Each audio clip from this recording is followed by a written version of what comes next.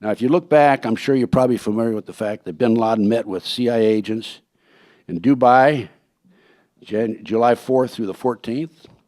We discussed the interview of Mr. Kennedy, Tom Kennedy, member of the Federal Emergency Management, who said that they arrived there the first on the scene Monday night. The terrorist attack took place on Tuesday morning. Congressman Kurt Weldon's book, quote, Countdown to Terrorism, cites 10 cities, based on information he has, that are targeted for bombs in the future. Those are Los Angeles, Las Vegas, Valdez, Alaska, because of the oil coming out of Alaska, Boston, New York City, Philadelphia, Washington, D.C., Miami, Chicago, and Houston.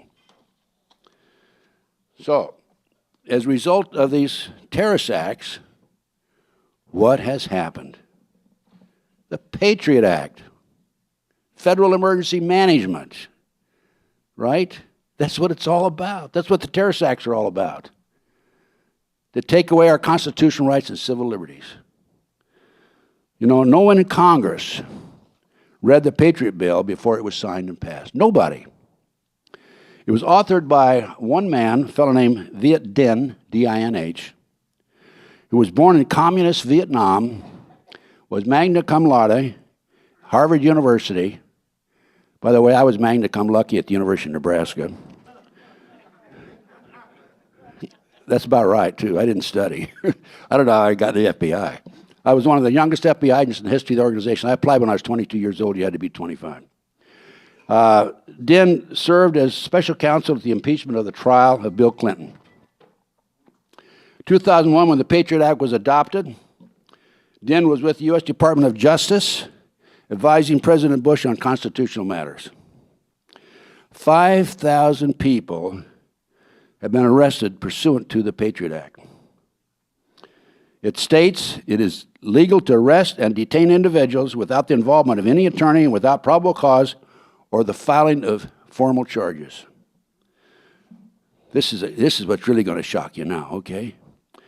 The bill was switched in early morning hours to substitute a bill that was prepared by the executive branch. The original Patriot Act was drafted and agreed upon by both Republicans and Democrats in both the House and the Senate. At the very last minute, the bill was switched and substituted by Dinh's bill. President Bush had the substitute bill printed at 3:45 a.m., only hours before the House voted for it that same morning.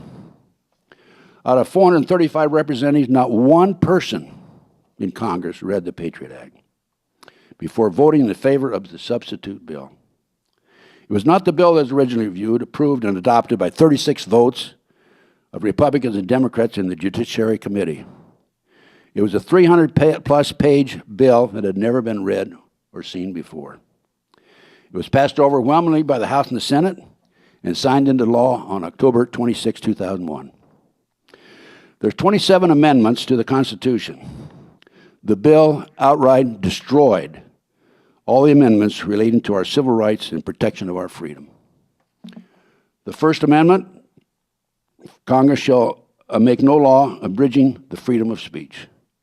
Librarians were reported to have to report anybody who checked out certain books to the FBI. And if the librarian didn't do it, she could be arrested and prosecuted and go into jail. The Franklin cover-up was one of the books that was on that list. This is a book about child kidnapping and a book about taking kids from Omaha, Nebraska, flying them to D.C. for sex orgies with congressmen and senators and blackmailing them so they will vote for these bills. This book is not being carried in the chain stores, Borders, or the other stores at all. They won't carry it. John DeCamp has sold 180,000 copies of this. It's in demand. John had to publish it himself to get it out. So this is one of the books that was on that list. I had a letter from an individual in Oregon who gave me that information. Checked out this book and noticed that the library made a special note of it. Made some inquiries on it. They denied it, but it's very obvious that's the case. And I mentioned the First Amendment. This requires the librarian to turn over not only records about books, but also about internet records. And as I said, there's a penalty of prison for the librarian who does not comply with this act. Fourth Amendment of the Constitution. People to be secure in their homes, houses, and papers of effects. The act allows the illegal search of your home and property while no one is at home without your knowledge or consent. Without a search warrant or probable cause, law enforcement officers can secretly enter your home for the purpose of collecting computer files and reading lists, video, magazine collections, and any other information about that person. Of course, this puts you out of business. If you're in business, they grab your computer, and then you don't have any money to defend yourself. I have to tell you this. My home, every place I've lived since I became involved in these issues, which was 1980. I first became involved in the movement in 1980. Every one of my homes has been invaded by these people. My home is like Grand Central Station to these people. Okay? Not only that, and I'm serious. I mean, I've had them come in when I'm not there. I've had them come in when I'm sleeping there. I went to bed one night at midnight in Las Vegas, had a condominium there. My bathrobe was at the foot of the bed. I had got up at 3 o'clock to go to the bathroom. And the bathroom had been laid out next to the bed like a rug, like in ceremonial fashion. Yeah, they come in. I finally was able to put a stop to it. I put special bolts on the doors and I put a bar in the sliding glass door and all that sort of thing. And they didn't come in anymore, but it took me a while to figure this out. Not only that, not only have they been invading my home for years, we call them surreptitious entries. I've had about 18 to 20 people planted on me. One person after another after another. These people come to me, ask for help. I take them in, try to help them. I took one fellow in for a year. I took another fellow in for 7 months, thinking he's in the Patriot movement. Had no place to go. Stu Webb came to me. I need a place to stay for 4 days. Stayed 7 months. When he left, he stole a bunch of my research. I had 35 copies of Thanks for the Memories. And then next thing I know, I find out he's an FBI informant, and he's putting out disinformation on me. That's one of the techniques they've used to discredit me. And for example, he says I was kicked out of the FBI for practicing satanic ceremonies in the federal building. And that I've been married 5 times. I've only had 1 marriage. I've gone close a couple of times, but didn't work out, fortunately. Okay? I'm not marriage material. Okay? No one shall be punished without being duly convicted.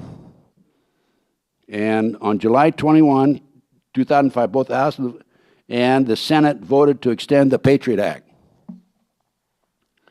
Now, you'd think by then they would have wised up, realized they hadn't read it in the first place, and they would have done something besides voting to extend it.